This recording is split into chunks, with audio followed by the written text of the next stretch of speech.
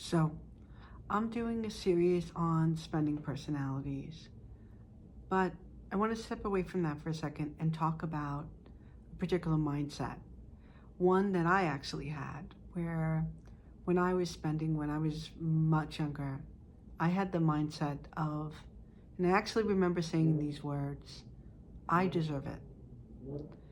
And I think that the I deserve it mindset happens more often than not to when you're first starting out with money is because you don't really have a lot of big financial commitments on you. You don't have a you don't have like a home or kids.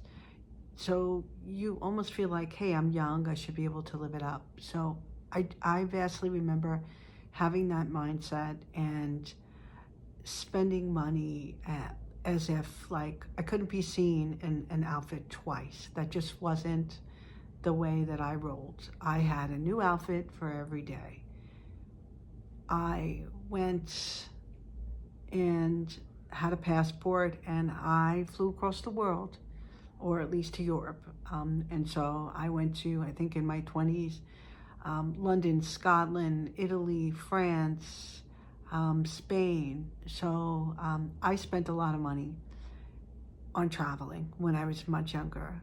And then there wasn't just that, there were activities, things that I would do that I would spend my money on. So if you wanted to go out and go get something to eat, I was there. I would spend money on convenience as well, because if it meant me going home and cook, to cook, I wasn't game for that. So I'd spend my money that way.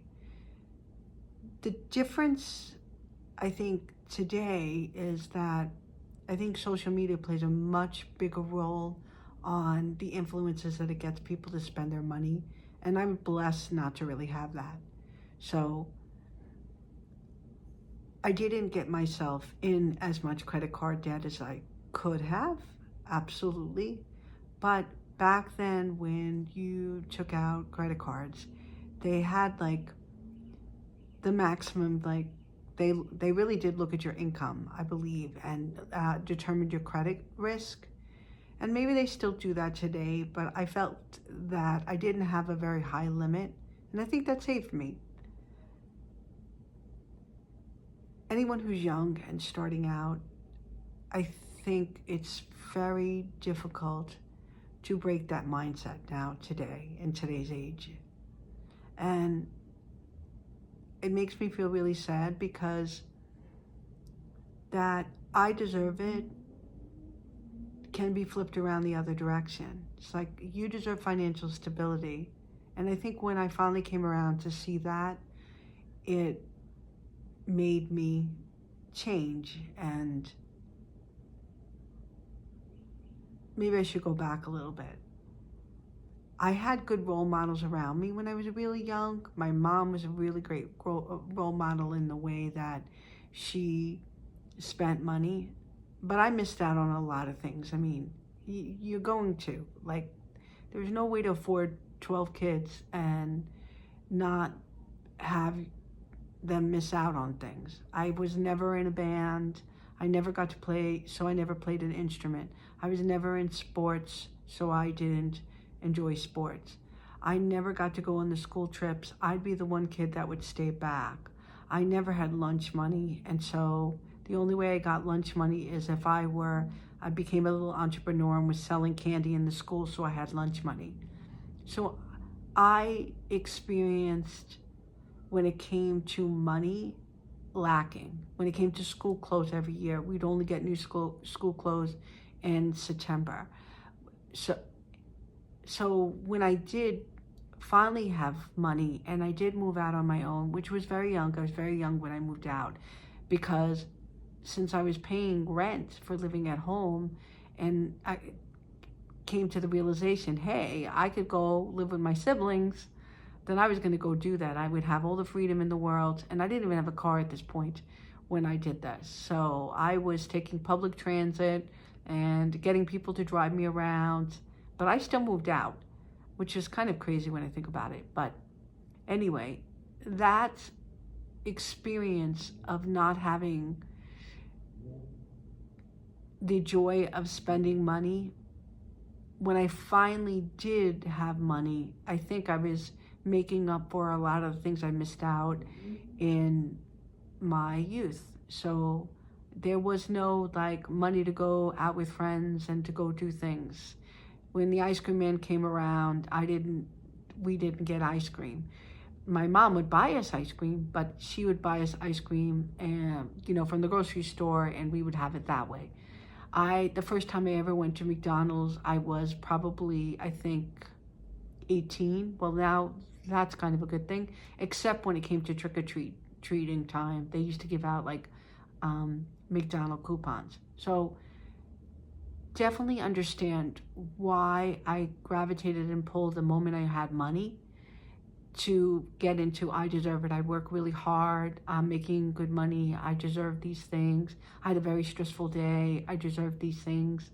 You only live once. I deserve to be able to go and experience Europe and travel and do these things.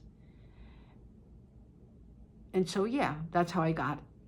That's when I look back, that's what happened.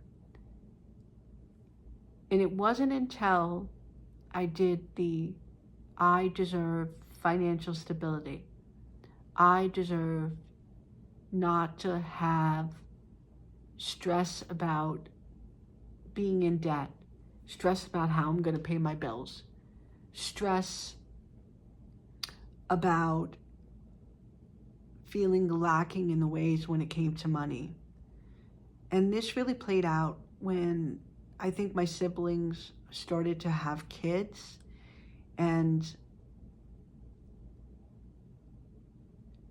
I'm going to be frank about it. When they started to have kids and you would go and have baby showers and christenings and those kind of events, you give gifts. And some of those gifts are monetary gifts. And I remember thinking, and this played a role on me for redirecting and changing course, is that my nieces and nephews, who were like literally not even born yet, had more money than I did. And I had nothing. I might have had great wardrobe. I might have had some great experiences, but I had stress on my shoulders, debt, student loans, car payments, high bills, and I was on a trajectory to really make life difficult. And other people were starting to buy homes, and I couldn't even think about those things because I had a lot of debt. And so when I started to think about, well, what do I want? What are other people doing it? And granted, in my mind, I wanted those things for myself, but I think I was just so busy trying to make up for what I didn't have when I first started out, that the spending trap of when you all of a sudden come into money, you're out on your own and you have the ability to spend because you really don't have those kind of bills weighing you down. You don't have the stress and the struggle of being a parent, of home ownership, of medical debt, of student loans, because I didn't get student loans until much later. They don't kick in when you're first earning money, so I didn't actually have them. So my paycheck just completely felt like mine. Anything after I paid the rent completely felt like mine. So that's where the spending cycle started for me. And I deserve it as well. But I was definitely making up for my youth. I was definitely making up for feeling that money or spending money brought happiness. So there was a definite thoughts that went along with that, because yeah, you could buy yourself some really nice things. You can enjoy some really enjoyable experiences. You could, you could be living a life that you wanted to. But then when you're on this treadmill of spending, it does catch up to you. And it does start to feel like, I guess the one way it was described to me once was, or maybe I read this in a book, was like you will go in the opposite direction on an escalator. And I honestly started to feel that way. I wanted to have better opportunities for myself for the future. I wanted to be able to save a down payment for a house. I wanted to be able to potentially one day, move to a different city, live, get a nice car when I finally did get a license. And so, yeah. And that's what made me change courses, because I deserve it goes the other way as well. I deserve financial stability. I deserve freedom from debt. And I deserve to be able to be building wealth, to be able to not feel lacking, and to, when it comes to what my future would look like down the line. And everyone out there deserves that too. Anyway,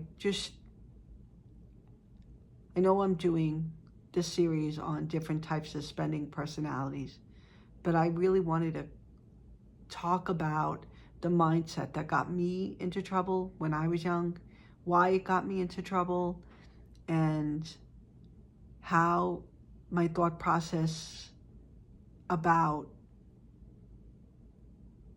the kind of life I really wanted for myself, and how burdensome the stress of debt was on me. I remember when I met my husband, you just don't, it had caught up to me at that point. It was, I definitely had my head in the sand, not, paying everything on time, but I couldn't, I was living well above my means. And I didn't want that for myself. And so it takes, you have to make that decision for yourself. No one else can do that for you. It's almost like, I guess it can be described as also with exercise, or let's say something with weight loss. It's when you're ready that it happens. It's when you make or take the steps to make changes, because it really is you that has to do it. No one can help you do it. I mean, they can give you the directions and tell you what needs to be done, but you're the one that actually has to go to the gym and work out and watch what you're eating, go on a regimen plan that puts yourself on the right direction. And it's the same thing when it comes to debt. Only you can do that for yourself. But you have to change the mindset of I deserve it, or flip it, I should say, flip it, because you deserve financial stability, you deserve freedom from debt, and you deserve to build wealth.